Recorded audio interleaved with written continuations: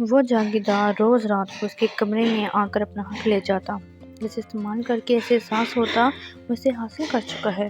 اس لڑکی نے اپنی کولیگ سے شرط رکھی تھی کہ وہ اس جاگیردار کو خود سے محبت کرنے پر مجبور کر دے گی، اور ایسا ہی ہوا۔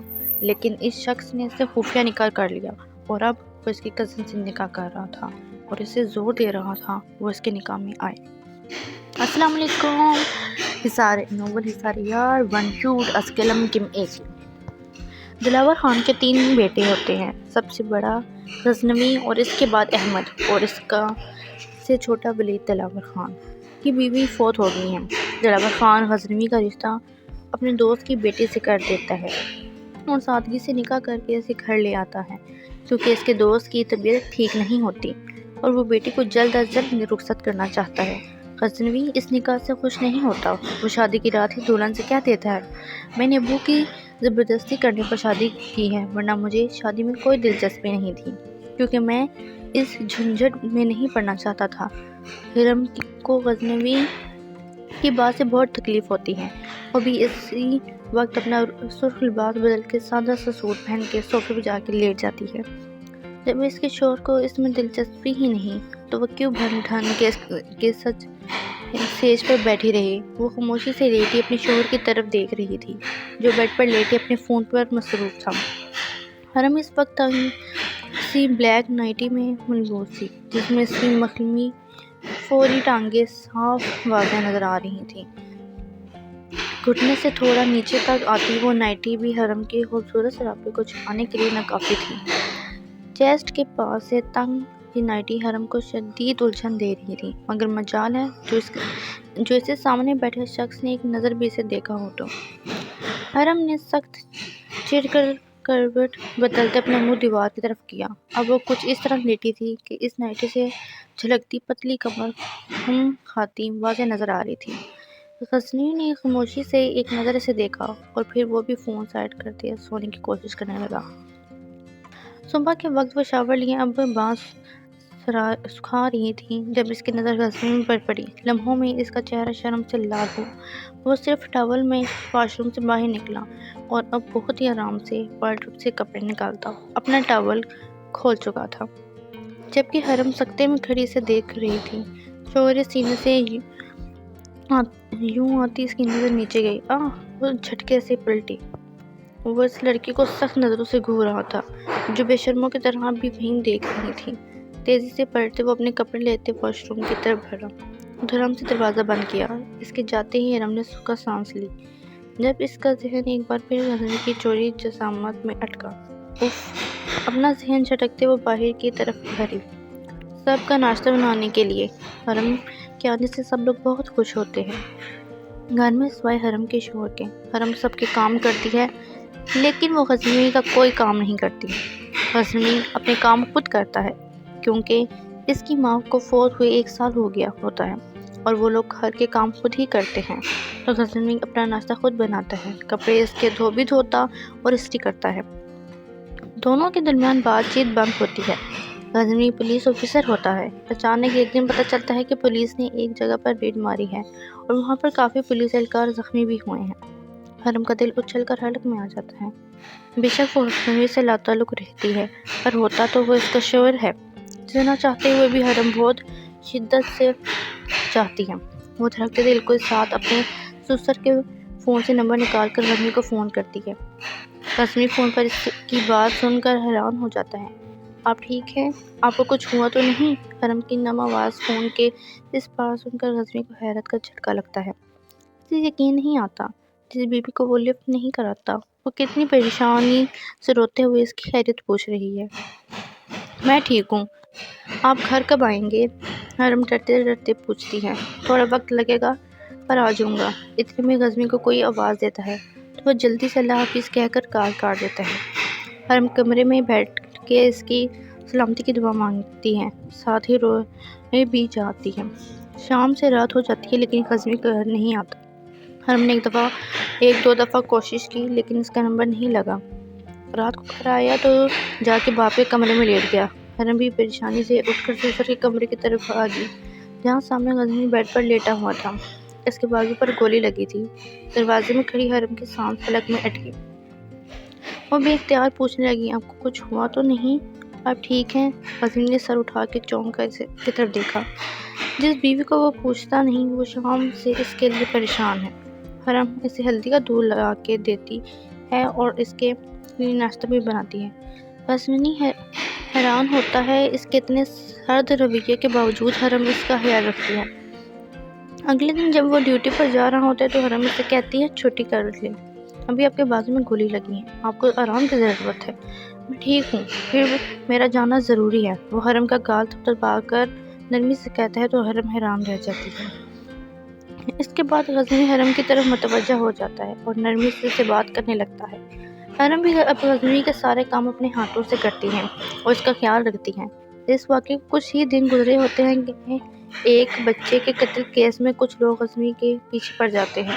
اس وقت غزنوی حرم کو لے کر مارکیٹ آیا ہوتا ہے۔ حرم کو اپنی شاپنگ اور گھر کا کچھ سامان لینا ہوتا ہے، تبھی راستے میں وہ دیکھتا ہے کہ ایک گاڑی اس کا تعاقب کر رہی ہے۔ کیا ہوا؟ کوئی بات ہے؟ حرم نے ایک دو دفعہ اس سے بیک میرر سے دیکھتے ہوئے سنجیدگی سے پوچھا۔ تم پریشان مت ہو، میں جیسے ہی گاڑی روکوں تم جلدی سے اتر کے مال میں گھس جانا۔ کچھ لوگ ہمارا پیچھا کر رہے ہیں۔ نہیں، میں آپ کو چھوڑ کر نہیں جاؤں گی، آپ بھی میرے ساتھ چلیں، ورنہ میں اکیلی نہیں جاؤں گی۔ حرم، میں جو کہہ رہا ہوں وہ ضروری ہے، تم فوراً اتر جانا۔ نہیں، ایسے اکیلے نہیں، میں تمہاری وجہ سے پریشان ہوں گا۔ مجھے اپنی فکر نہیں ہے، تمہاری فکر ہے۔ وہ حرم کو مال کے پاس اتارتا ہے تو حرم ڈرتے ڈرتے جا کر مال گھس جاتی ہے، لیکن گلاس وال سے اسے دیکھتی رہتی ہے۔ غزنوی نے اپنے بھائی کو فون کر کے حرم کو گھر لے جانے کا کہا۔ مسلسل روتی حرم نے گھر جانے سے انکار کر دیا۔ احمد نے غزنوی سے اس کی بات کروائی تو غزنوی نے اسے نرمی سے بات کرتے گھر جانے کا بولا۔ میں گھر چلی جاؤں گی، پہلے آپ بتاؤ آپ ٹھیک ہو نا؟ ہاں، میں بالکل ٹھیک ہوں، تم احمد کے ساتھ گھر جاؤ، میں تھوڑی دیر میں آتا ہوں۔ غزنوی سے بات کر کے حرم کو تسلی ہوئی اور وہ گھر آ گئی۔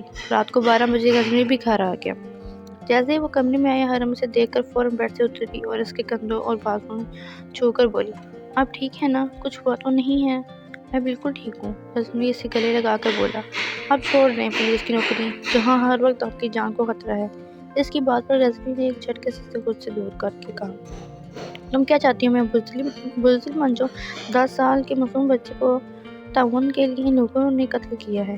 میں جب تک اس کے قاتلوں کو ان کے کیے کی سزا نہیں دیتا میں چین سے نہیں بیٹھوں گا۔ لیکن آپ کی جان کو خطرہ ہے، مرنا تو ایک دن سب نہیں ہے، لیکن میں اپنی زندگی کو ظالموں کے خلاف استعمال کرنا چاہتا ہوں۔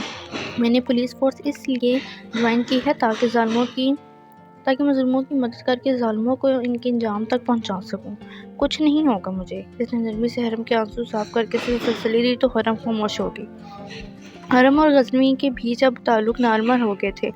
گھر میں بار بار دھمکیوں والے فون آنے سے حرم غزنوی کی کئی بار منت کر چکی تھی کہ وہ جاب چھوڑ دے، کیونکہ غزنوی پر 2-3 دفعہ حملہ ہو چکا تھا اور وہ زخمی ہو کر واپس آیا تھا، لیکن غزنوی نے پولیس فورس چھوڑنے سے صاف انکار کر دیا تھا اور حرم اپنی جان سے پیارے شوہر کو کھونا نہیں چاہتی تھی۔ غزنوی بھی اب پوری طرح حرم کی محبت میں گرفتار ہو گیا تھا۔ غزنوی کی سالگرہ آنے والی تھی جسے حرم بہت اچھی طرح سے سیلیبریٹ کرنا چاہتی تھی، اس لیے وہ بازار آئی تھی غزنوی کے لیے گفٹ لینے۔ کافی دیر وہ بازار میں گھومتی رہی لیکن اسے غزنوی کے لائق کوئی بھی گفٹ نہیں مل رہا تھا۔ وہ آن لائن کچھ آرڈر کرنے کا سوچ کر بازار سے جیسے ہی نکلی اسے کچھ لوگوں نے اغوا کر لیا، اور جب غزنوی کو فون پر کہا گیا کہ اگر اپنی بیوی کو زندہ دیکھنا چاہتے ہو تو اس کیس کو چھوڑ دو، تو غزنوی کے جسم سے جان نکل گئی۔ وہ نہیں چاہتا تھا کہ 10 سال کے معصوم بچے کو انصاف بھی نہ ملے، لیکن وہ اپنی بیوی کو بھی نہیں کھو سکتا تھا۔ بڑی مشکل سے اس نے حرم کا پتہ کیا اور دشمنوں سے حرم کو چھڑوایا۔ حرم تو غزنوی کو دیکھتے ہی اس سے لپٹ کر بری طرح رونے لگی۔ تم ٹھیک ہو نا؟ انہوں نے تمہیں کچھ کہا تو نہیں؟ غزنوی نے پریشانی سے حرم کو سر سے پیر تک دیکھتے ہوئے کہا، نہیں، بس وہ دھمکی دے رہے تھے کہ اگر تمہارے شوہر نے یہ کیس نہیں چھوڑا تو تمہارا انجام بہت برا ہوگا۔ حرم ڈرتے ہوئے بولی۔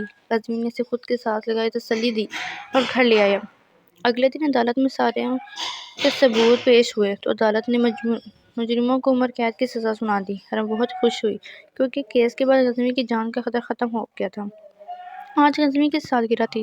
ہر نے رات کو پورا کمرہ سجایا تھا۔ غزنی نے کہا تھا وہ تھوڑی لیٹ آئے گا۔ جب وہ روم میں داخل ہوا تو پورا روم سجا ہوا تھا۔ میں ہمیشہ سے شادی کو بہت سمجھتا تھا۔ مجھے لگتا تھا کہ میری بیوی میرے کام کی راہ میں رکاوٹ بنے گی، پر مجھے نہیں پتا تھا شادی کی اتنی مزے کی چیز ہے۔ آپ نے کہا تھا میں آپ کو پسند نہیں ہوں۔ انکل نے زبردستی شادی کروائی ہے۔ حرم نے پہلی رات کی بات دہرائی تو وہ بولا، میں شادی کی جھنجھٹ میں نہیں رہنا چاہتا تھا، کیونکہ بیوی میرے فرض کی راہ میں آ جاتی، اس لیے میں نے تم سے وہ سب کہہ دیا، مگر مجھے پتا نہیں تھا میری بیوی اتنی اچھی ہوگی اور میں اس سے اتنی محبت کروں گا۔